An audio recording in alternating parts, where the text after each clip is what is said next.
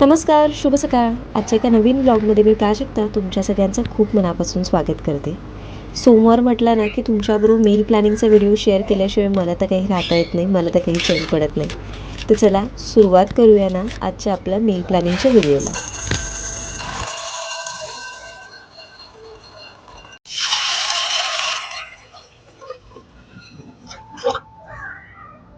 आठवड्याला ना आपण कितीतरी भाज्या मार्केटमधनं घेऊन आलो ना तरी कडधान्य आपल्या जेवणात पाहिजे, म्हणजे कडधान्याची उसळ ही झालीच पाहिजे.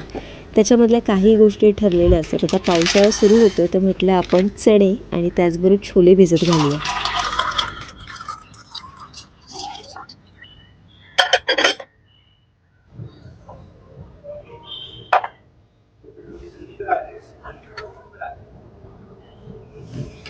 गेल्या 2 आठवड्यांपासून मी विचार करते की कढी पकोडे बनवायचे, पण दोन्ही आठवड्यांमध्ये ते काही शक्य झालं नाही. म्हटलं या आठवड्यामध्ये आपण कढी पकोडे बनवायचे. तर त्याच्यासाठी मी ताक जे लागणार आहे ना, म्हणजे ते दही घरीच बनवणार आहे. तर त्याच्यासाठी आधी मी इथे 1 लिटर दूध तापायला ठेवलेलं आहे आणि 1 लिटर दुधाचं पूर्ण आपण दही बनवून घेणार आहे. दूध आपलं एका साईडला गरम होतं आहे तोपर्यंत ना मी गेल्या आठवड्यात रवा घेऊन आलेली आणि तुम्हाला माहिती आहे मी तो रवा असाच ठेवलेला, भाजलेला नव्हता आणि तुम्हाला पण मी सांगितलेलं की माझा फक्त रवा भाजायचा राहिला. तर आता पावसाळा आहे, म्हणजे कालपासून तो सुरू झाला, तर मला असं वाटतं आता तर पावसाचं थांबायचं काही नाव नाही घेणार. तर म्हटलं राहू दे, जर भाजलेला असेल तर तो जास्त दिवस व्यवस्थित राहतो, म्हणजे त्याच्यात कीड वगैरे काही लागणार नाही. तर अर्धा किलो पूर्ण रवा मी आता भाजून घेणार आहे. रवा मी हा काही पूर्ण अगदी भाजून घेणार नाही आहे, खरपूस असा थोडासा वरवर भाजून घेणार आहे. कारण जेव्हा आपण उपमा करतो किंवा शिरा करतो तेव्हा तो तुपामध्ये चांगला परतला जातो. त्याच्यामुळे खूप जास्त आता मी रवा भाजून घेणार नाही आहे.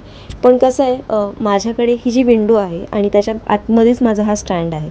तर मला असं वाटतं मॉइश्चर पकडून पदार्थ खराब होऊ नये याची काळजी आपल्यालाच घ्यायची असते.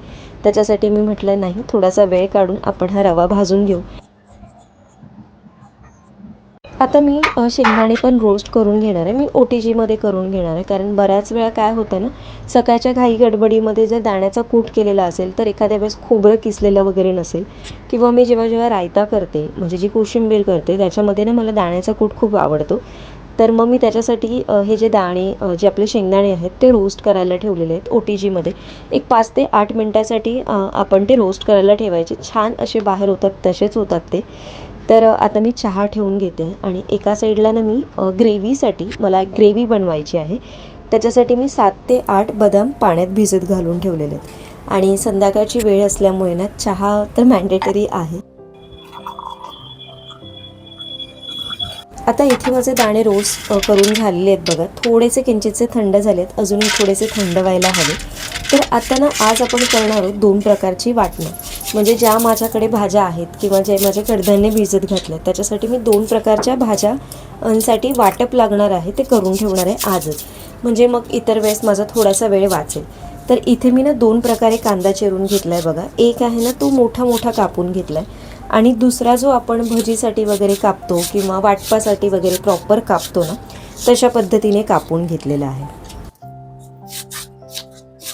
वाटप करताना मी एकच पॅन यूज करणार आहे. मी कमीत कमी भांडी वापरायचा प्रयत्न करते आणि जर मला जास्त असं वाटत असेल ना भांडी वगैरे होतात, तर त्यावेळेस मी तीच भांडी परत घासून परत वापरते. त्याने खूप काम कमी होतं आणि नंतर ना खूप जास्त अशी भांडी वाटत नाही. तर इथे ना एका साईडला बघा मी आता दूध जे झालं आहे आपलं, म्हणजे मी ना ते जवळपास थोडंसं आटवून घेतलं, म्हणजे पूर्ण होतं त्याचं 3/4 करून घेतलेलं आणि हे थोडंसं आता आपण कोमट व्हायला ठेवू. तर या पॅनमध्ये मी जो कांदा होता तो छान तांबूस रंगावर परतून घेतला. त्याच्यामध्ये कोथिंबीर टाकलेली आहे आणि याच्यामध्ये ना कोथिंबीर आपल्याला परतून घेतल्यानंतर याच्यामध्ये ओलं खोबरं ॲड करायचं आहे. तुम्हाला याच्यामध्ये आलं लसूण वापरायचं असेल तर तुम्ही वापरू शकता, पण मी आलं लसूण फार कमी वापरते त्याच्यामुळे मी काही मग ते वापरलेलं नाही आहे. तुम्हाला वापरायचं असेल तर तुम्ही वापरू शकता. तर हे चांगलं खरपूस रंगावर भाजून घ्यायचं आणि आपलं हे ना कांद्या खोबऱ्याचं वाटण तयार झालं. तर मालवणी पद्धतीच्या वाटणामध्ये बऱ्याच वेळा सुकं खोबरं पण वापरलं जातं, पण मी खूप जास्त सुकं खोबरं पण घरी आणत नाही, त्याच्यामुळे मी फक्त ओलं खोबऱ्याचंच केलं. आणि हे वाटप काही खूप जास्त रोज पण केलं जात नाही. तर ते वाटप आपण थंड करायला ठेवलं आहे. आणि आता हे जो दुसरा कांदा आहे तो मी याच पॅनमध्ये ओतून घेतले. आता याच्यामध्ये थोडंसं तेल टाकून हा कांदा पूर्णपणे गुलाबी रंगावर किंवा थोडासा सोनेरी रंगावर होईपर्यंत आपल्याला परतवून घ्यायचा आहे. आता कांदा परतून झाल्यानंतर याच्यामध्ये ना एक मध्यम आकाराचा टमॅटो घ्यायचा. तो पण मी रफ चॉप केलेला आहे, खूप जास्त असा चॉप केलेला नाही आहे, तुम्ही बघू शकता. आणि एका साईडला ना मी एका भांड्यामध्ये पाणी गरम करायला ठेवणार आहे. वाटप ना मला थोडंसं अगदी मंद याच्यावरती चांगलं भाजून परतून घ्यायचं होतं, म्हणून मी ते छोट्या गॅसवर शिफ्ट केलं आहे. आणि हे जे गरम होतं आहे पाणी, याच्यामध्ये मी थोडंसं मीठ आणि थोडीशी साखर टाकलेली आहे. आणि एका साईडला पाणी बॉईल होईपर्यंत आता या वाटपामध्ये आपण कोथिंबीर भरपूर टाका. आणि याच्यामध्ये जी कोथिंबीर वापराल ती तुम्ही देठाची वापरली ना तर ती खूप छान टेस्ट देते, आपल्या म्हणजे ग्रेव्हीला खूप छान टेस्ट येते. तर आपली कांदा टमॅटो कोथिंबीर छान अशी भाजली जाते. तोपर्यंत मी हे ना दाणे फ्रोझन करण्यासाठी म्हणजे फ्रोज करण्यासाठी डीफ्रीज करण्यासाठी मी हे बॉईल करून घेणार आहे. अगदी 3 ते 4 मिनटं आपल्याला हे बॉईल करून घ्यायचं आहे. आणि एका साईडला बघू शकता आपलं हे वाटप तयार झालेलं आहे. हे पूर्णपणे असंच करत ठेवायचं आहे आणि आता मी ते थंड करायला ठेवणार आहे. आणि ते दाण्यांचा कलर बघू शकता तुम्ही, थोडासा चेंज झाला आहे, बऱ्यापैकी ते पिवळसर दिसतं. तर आता हे ना मी काढून घेणार आहे. आणि हे काढून झाल्यानंतर ना तुम्ही ते एका कपड्यावरती किंवा असं सॉफ्ट कपडा असतो ज्याच्यामध्ये हे पाणी पूर्णपणे शोषलं जाईल, अशा म्हणजे कपड्यावरती तुम्हाला तो पसरवून हे ना जे दाणे आहेत ते पूर्णपणे ड्राय करून घ्यायचं. त्याच्यामध्ये कुठेही जास्त ओलावा नाही राहिला पाहिजे. तर मी आता एका भांड्यात काढून घेतलेत आणि मी येणं तर हे फॅनखाली थोडेसे सुकवून घेणार आहे.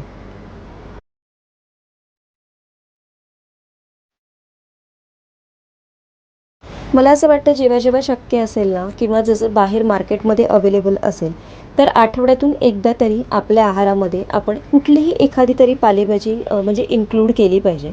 तर तुम्ही मला बघत असाल की बऱ्याच वेळा माझ्याकडे फक्त पालक असतो.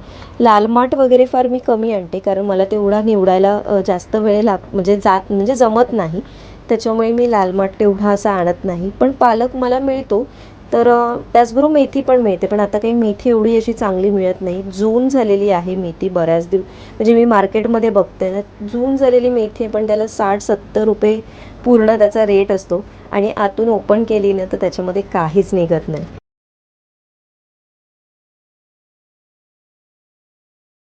पालक मी थंड पाण्यात टाकल्यानंतर तो परत गाळून घेतला, छान सगळं पाणी त्यातलं काढून ठेवलं आणि थोडा वेळ थंड व्हायला ठेवला. इथे मी बदाम जे भिजत घातलेले ते पण आता ना पूर्णपणे थोडेसे सालं त्याची निघत आहे, तर त्याची मी सालं काढून घेतले. आणि आता प्युरी करून घ्यायची आहेत सगळ्या पदार्थांची, आपण एकत्रच करणार आहोत. तर सर्वात आधी मी इथे पालकची प्युरी करून घेते.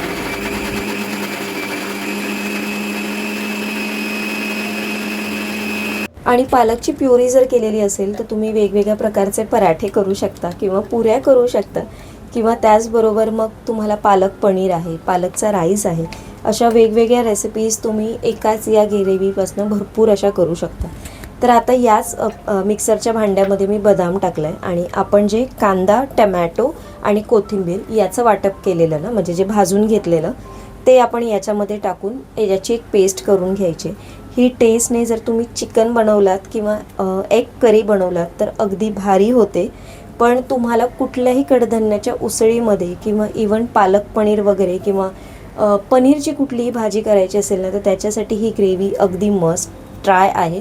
तुम्ही ही रेसिपी नक्की ट्राय करून बघा, पण याच्याबरोबर तुम्हाला तेवढे मसाले पण टाकता आले पाहिजेत. मी जेव्हा बनवेन तेव्हा नक्की तुमच्याबरोबर शेअर करेन आणि ती रेसिपी मस्ट ट्राय असणार आहे. तर आता आपण हे जे दुसरं वाटप केलेलं कांद्या खोबऱ्याचं ते पण थंड झालेलं आहे. तर हे मी डीप फ्रीज करणार आहे, हे मला आता लगेच वापरायचं नाही आहे, त्याच्यामुळे म्हणून मी हे स्टीलच्या डब्यात भरून घेणार आहे. आणि मला असं वाटतं एक 7-8 दिवस तरी मला काही लागणार नाही आहे, म्हणून मी हे डीप फ्रीजला टाकणार आहे, नाहीतर नॉर्मल खाली ठेवलं तरी देखील चालतं. कॉर्न पण एका साईडला आपले थंड पूर्णपणे झालेले आहेत. आता मी हे स्टोअर करताना 2 वेगवेगळ्या पिशव्यांमध्ये स्टोअर करणार आहे, ज्या झिपलॉकच्या बॅग्स येतात. तर याने फ्रीजमध्ये स्टोअर करणं सोपं होतं आणि आपल्याला बऱ्याच वेळा फ्रोझन बाहेरून घेऊन आणण्याची गरज नसते. आपल्याला इन्स्टंटली ना कुठल्याही रेसिपीमध्ये यूज करता येतात आणि शिजवायची किंवा परत ते थोडेसे काय बोलतात ना, एक परतून घ्यायची अजिबात गरज नसते आणि हे वर्षभर आरामात असेच टिकतात. पण हे मी एक 2-3 महिन्यासाठी मला जातील. अजून 2 माझ्याकडे कॉर्न आहेत, पण ते मी नंतर करेन. आत्ता म्हटलं की सध्या आपण हे 2च कॉर्नचे करून घेऊ. तर आता रवा पण थंड झाला आहे, तर रवा पण आता मी बरणीमध्ये भरून घेते आहे.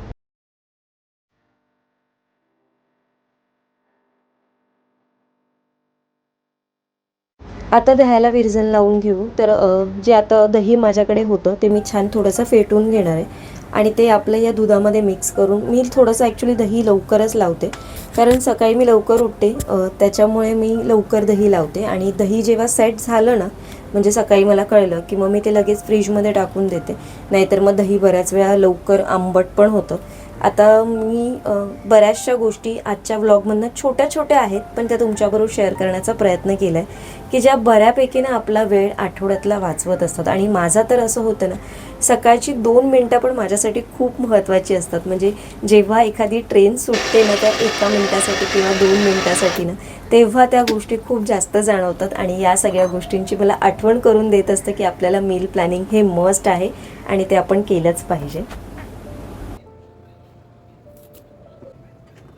तर आता ना मी गुरुवारची थोडीफार तयारी करणार आहे. तर गुरुवारसाठी म्हणजे उपवासासाठी मला केळ्याचे वेफर करायचं. तर आज ना मी काल ॲक्च्युली परवाच्या दिवशी ना मी मार्केटमधनं खूप छान मला ही केळी मिळाली आणि अगदी जाड जाड पण होती. म्हटलं नाही, केळ्याचे वेफर करून ठेवते. आणि ना आत्ताच ते रविवारी वगैरे शक्य होतात, मधल्या वेळेस ते अजिबात शक्य होत नाही. तर केळी मला जशी जमतील तशी मी सोलून घेतलेली, थोडीशी पाण्यातनं काढली, नाहीतर ती काळी पडतात. तर मिठाच्या पाण्यात तुम्हाला ठेवायची असतील तरी चालतील. आणि माझ्याकडे ही जी किसणी आहे त्याच्यामध्ये वेगवेगळ्या प्रकारचे 4 आहेत ऑप्शन्स आहेत ग्रेट करायचे. तर त्याच्यातनंच मी हे असे ना लांब लांब कापं काढून घेतली आहेत. तुम्ही गोल गोल जर तुम्हाला चकत्या करायच्या असतील तरी पण तुम्ही करू शकता, किंवा असे मोठे पण, मी म्हटलं मोठे बरे पडतात असे खायला. आणि मला ते माझ्याकडे दुसरं स्लायसर आहे त्याच्याने थोडेसे जाड होतात, तर ते केळ्याचे वेफर मला तसे पण चावायला खूप कंटाळा येतो, म्हणजे मला ते एवढे आवडत नाही. पण मी म्हटलं की नाही, आपण हे अशाच पद्धतीने करू. थोडंसं मीठ टाकलं आहे आणि मी ना त्याच्यावरती काळी मिरी टाकली आणि नंतर मला लक्षात आलं की अरे आपण उपवासाला करतो आहे, काळी मिरी नव्हती टाकायला पाहिजे होती. पण मी म्हटलं ठीक आहे, चला आता काळी मिरी टाकली, आता काही करू नाही शकत आपण. म्हटलं की ठीक आहे, आपण असेच खायला होतील आपल्याला इव्हनिंगच्या स्नॅक्ससाठी वगैरे. तर मी हे बेक करणार आहे आणि तळण्यापेक्षा बेक केलेला ऑप्शन आता खरंच खूप छान आहे. आणि जर आहे म्हणजे OTGमध्ये ना या सगळ्या गोष्टी बऱ्यापैकी होऊन जातात माझ्या. मायक्रोवेव्हपेक्षा, मायक्रोवेव्हमध्ये आपण बेकिंग करू शकतो पण तेवढी अशी इफेक्ट देत नाही. तुम्ही मला बऱ्याच वेळा कमेंट करताय, प्राजक्ता तुझ्याकडे कुठले कुठले OTG आहेत आणि तू कुठला OTG वापरतेस. तर मी हा अगारूचा 48 लिटरचा मार्बल OTG वापरते. याच्यामध्ये बेकिंग, ग्रिलिंग, टोस्टिंग अगदी परफेक्ट असं होतं. थोडंसं मी प्रीहीट करण्यासाठी टेम्परेचर सेट करून घेतलं आहे, कन्व्हेक्शन मोड ऑन केला आहे, 160 डिग्रीवर खालचे रॉड ऑन केलेले आहेत आणि 10 मिनटासाठी मी हे प्रीहीट करून ठेवलेलं. प्रीहीट झाल्यानंतर मी हे 8 ते 10 मिनटासाठी आपले जे वेफर्स आहेत ते बेक करायला ठेवलेले आहेत. आणि बाहेरून तुम्ही बघू शकता आपले वेफर्स किती छान प्रकारे बेक होत आहेत. बेकिंग व्यतिरिक्त ना आपण छोट्या छोट्या गोष्टी पण करू शकतो, जसं हे वेगवेगळ्या प्रकारचे वेफर बनवणं, त्याचबरोबर चिवडा बनवणं, शेंगदाणे भाजणं. मी इवन शेवया पण रोस्ट करते, तुम्हाला मी बऱ्याच वेळा दाखवलेलं आहे. तर छोट्या छोट्या गोष्टींसाठी पण आपण OTGचा वापर करू शकतो. तर आता इथे आपली 8 मिनटं झालेली आहेत आणि आपले वेफर्स तयार झालेले आहेत.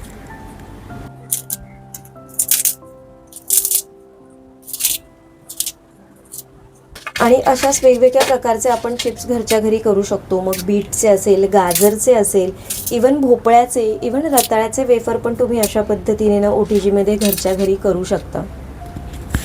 आजचा व्हिडिओ मी इथेच एंड करते. मी तुम्हाला कालच्या ब्लॉगमध्ये असं म्हटलेलं की जमलंच तर मी रविवारी पण पोस्ट करेन, पण काही ऑर्डर्स वगैरे पॅकिंग होतं त्याच्यामुळे खूप काही जमलं नाही. आणि मला असं वाटतं की ते व्हिडिओपेक्षा आजचा मील प्लॅनिंगचा व्हिडिओ तुम्हाला खूप जास्त बघायला आवडेल, म्हणून मग ते व्हिडिओ मी शूट नाही केले आणि मी म्हटलं चला मील प्लॅनिंगचा जे काही मी प्रिपरेशन करणार आहे येणाऱ्या आठवड्यासाठी ते तुमच्याबरोबर शेअर करू. आज पण आहे ना माझं काम बऱ्यापैकी म्हणजे आवरलं नाहीये. आज मी अर्धच मील प्रेप केलेलं आहे.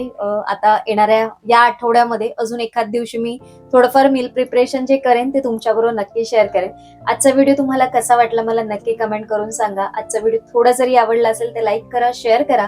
तुम्ही व्हिडिओ तर बघता पण चॅनलला अजून तुम्ही सबस्क्राईब केलेलं नाहीये हे मला खूप चांगलं माहितीये. तर प्लीज जसं तुम्ही व्हिडिओ म्हणजे बघायला वेळ काढता तसं छान छान व्हिडिओ तुमच्यापर्यंत अजून पोचावे यासाठी चॅनलला सबस्क्राईब करा, बाजूला असलेल्या बेल आयकॉनला क्लिक करा, म्हणजे आपले रोज नवनवीन व्हिडिओ दुपारी 1 वाजता येतात ना ते तुम्हाला बघायला मिळतील. तर उद्या एका छानशा ब्लॉगमध्ये अशाच भेटेन. आजचा ब्लॉग इथेच एंड करते. सर्वांना Shri Swami Samarth. Bye bye and take care.